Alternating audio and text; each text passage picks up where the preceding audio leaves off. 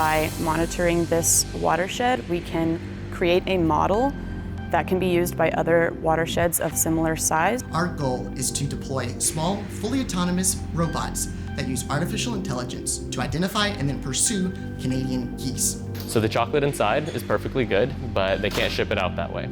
It is our goal to design a solution that removes the chocolate from the wrapper so that they can use it in other products.